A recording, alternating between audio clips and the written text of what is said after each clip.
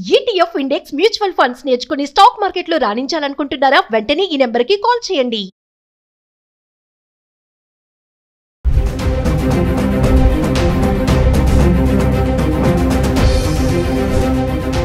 నమస్తే, welcome back to Suman TV. Present మనతో పాటు ఉన్నారు consumers affairs committee chairman Mandari Krishnareddy గారు. నమస్తే సార్. నమస్తే అమ్మా. సార్, మరి జిఎస్టీలో వచ్చినటువంటి మార్పుల గురించి మనం ఒక వీడియోలో చేసాము. మరి ఇప్పుడు బంగారం, వెండి ఆభరణాలపై ఎంత జిఎస్టీ చెల్లించాలి అంటే వచ్చిన చేంజెస్ గురించి మాట్లాడుకుంటే, జిఎస్టీ ప్రభావం భారతదేశంలో ఆల్మోస్ట్ అన్ని వస్తువుల మీద పడ్డాయి. చెప్పాలంటే సామాన్యుడికి చాలా బెనిఫిట్ వచ్చేటట్టుగా ఆల్మోస్ట్ ఆల్ నిత్య జీవితంలో కొనుక్కునేటువంటి నిత్యావసర వస్తువులన్నిటికీ 5% నిర్ణయించబడింది. ఒక రకంగా చెప్పాలంటే, అంటే అంతకుముందు 12-18% ఉన్న వాటిని కూడా తీసుకొచ్చి 5% వేశారు. ఆల్మోస్ట్ ఆల్ యావరేజ్గా 10% ఖచ్చితంగా మిగిలేటువంటి అవకాశాలు స్పష్టంగా కనబడుతున్నాయి సామాన్య మానవుడికి. 10% అంటే కూడా ₹1000 కొనేవాడికి ₹100 వచ్చినట్టే లెక్క. 10,000 రూపాయల కన్నా లేకపోతే ఇంటికి వాడి సరుకు వచ్చే పరిస్థితి లేదు. 10,000 కొన్నప్పుడు ₹1000 సులభంగా దాంట్లో వచ్చినట్టే లెక్క వేసుకోవాలి. 10% వేసుకుంటే 100కు ₹10, 1000కి ₹100, 10,000కి ₹1000. ₹1000 తగ్గినా సంవత్సరానికి ₹12,000 తగ్గుతుంది.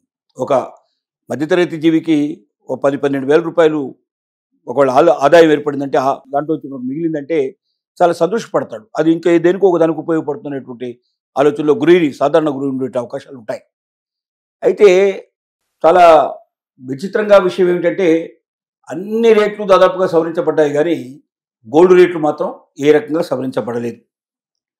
అంటే మనం బంగారాన్ని స్వచ్ఛంగా కొనుక్కున్నట్టయితే, మామూలుగా వెండి కానీ బంగారం కానీ స్వచ్ఛంగా కొనుక్కుంటే 3% మనం చెల్లిస్తే సరిపోతుంది. అది ఆ ఎగ్జామ్షనల్గా వేరే వాటికి 3%, లేకపోతే 0% ఉన్నాయి, లేకపోతే 5% ఉన్నాయి. ఈ 3% దాదాపుగా ఒక బంగారానికి వెండికి తప్ప వేరే లోహాలకు ఎక్కడ కనబడదు మనకు. ఎందుకంటే వీటికి ఒక ప్రత్యేకమైన లోహాల కింద లెక్కేసుకొని ఎవరైతే స్వచ్ఛమైన బంగారం తీసుకుంటారో, బిస్కెట్ల రూపంలో కానీ లేదా కడ్డీల రూపంలో కానీ ఇలాగ తీసుకునేట్టు వాళ్ళు ఎవరు ఉన్నారో వాళ్ళకి మాత్రం బంగారాన్ని యాస్టీజ్గా కొనుక్కునే వాళ్ళు, ఏ ఆభరణం తయారు చేయకుండా కొనుక్కునే వాళ్ళకి 3% మాత్రం వేస్తున్నారు. మేకింగ్ ఛార్జెస్ ఏవైతే ఉంటాయో ఆ మేకింగ్ ఛార్జెస్ మీద మళ్ళీ 5%. అంటే బంగారం, అందులో ఉపయోగించిన బంగారానికి ఆల్రెడీ జిఎస్టీ పే చేశారు కాబట్టి మళ్ళీ జిఎస్టీ పే చేయాల్సిన అవసరం లేదు. 3% కట్టే కదా బంగారం తీసుకుంది. ఆ బంగారాన్ని ఆభరణం కింద తయారు చేసినప్పుడు మళ్ళీ మొత్తం మీద 5% వేస్తే ఏమవుతుంది? ఆ బంగారం మీద కూడా మళ్ళీ 5% వేసినట్టు అవుతుంది.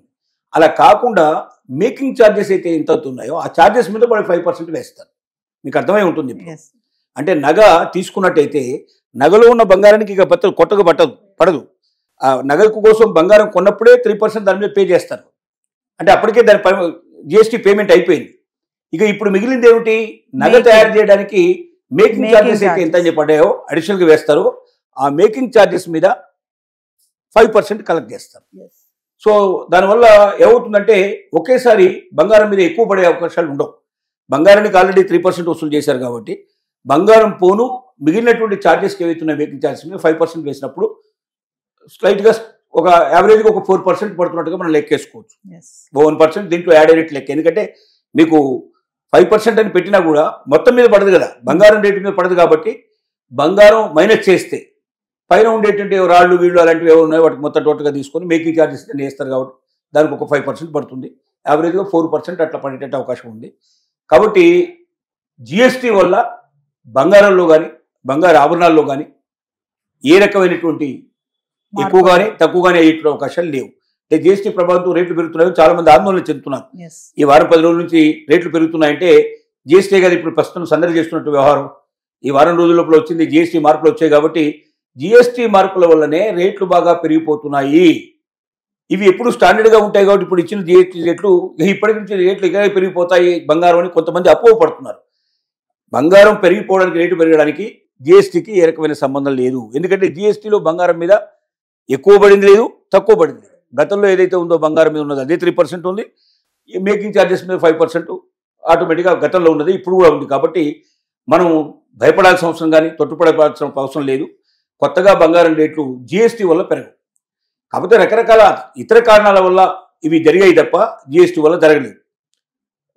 కాబట్టి జిఎస్టీ ప్రభావం వీటి మీద ఉండకపోయినప్పటికీ వేరే వస్తువులన్నిటి మీద రేట్లు విపరీతంగా తేడా వస్తాయి. కాబట్టి కొన్ని కార్ల మీద అయితే ₹1,50,000, ₹2,00,000 దాకా కార్లు తగ్గాయి. ఏసీలు మీద కూడా ₹25,000 దగ్గర నుంచి ₹50,000 దాకా ఏసీల మీద తగ్గాయి.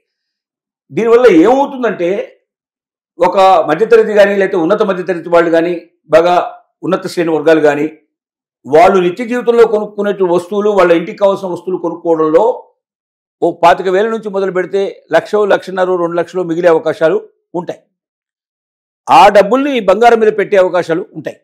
అంటే బంగారానికి ఎక్కువగా కొనడానికి ఎక్కువ ముందుకు వస్తారు కాబట్టి కొనుగోళ్లు ఎక్కువగా జరిగినప్పుడు రేటు తగ్గడానికి అవకాశాలు ఉన్నాయి, రేటు పెరగడానికి కూడా అవకాశాలు ఉన్నాయి. కారణం ఏంటంటే కొనుగోళ్లు ఎక్కువగా చేస్తున్నారు కాబట్టి ఎక్కువ కొంటే డిమాండ్ జనరల్గా ఎట్లుంటాయంటే మిగతా వస్తువులకి డిమాండ్ అండ్ సప్లై. అంటే మీరు వస్తువులు ఎక్కువ కొంటున్న కొద్దీ మీకు తక్కువ రేట్లో వస్తాయి. కానీ బంగారం అట్లా కాదు. మీరు ఎక్కువ కొంటున్న కొద్దీ బంగారాన్ని ఎక్కువ దిగుమతి చేసుకోవాల్సి వస్తుంది. ఎక్కువ దిగుమతి చేస్తున్న కొద్దీ దాని మీద ఎక్కువగా ఖర్చు పెరిగే అవకాశం ఉంటుంది, ఎక్కువగా రేటు పెరిగే అవకాశాలు ఉంటాయి. దానివల్ల రేట్లు ఇంకా పెరిగే అవకాశాలు ఉంటాయి కానీ తగ్గే అవకాశాలు ఉండవు. జనరల్గా మిగతా మార్కెట్లో ఉండే ఐటమ్స్కి బంగారానికి ఉన్న తేడాది. వేరే ఐటమ్స్ మన నిత్య జీవితంలో కొనుక్కున్న ఐటమ్స్ మీరు ఒకేసారి 10 బదులుగా 100 కొంటారనుకోండి, ఆటోమేటిక్గా మీకు తగ్గుతుంది రేటు.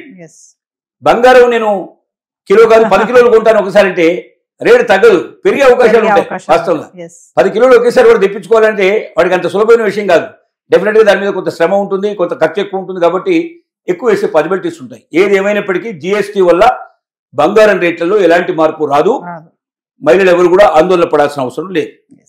Thank you sir.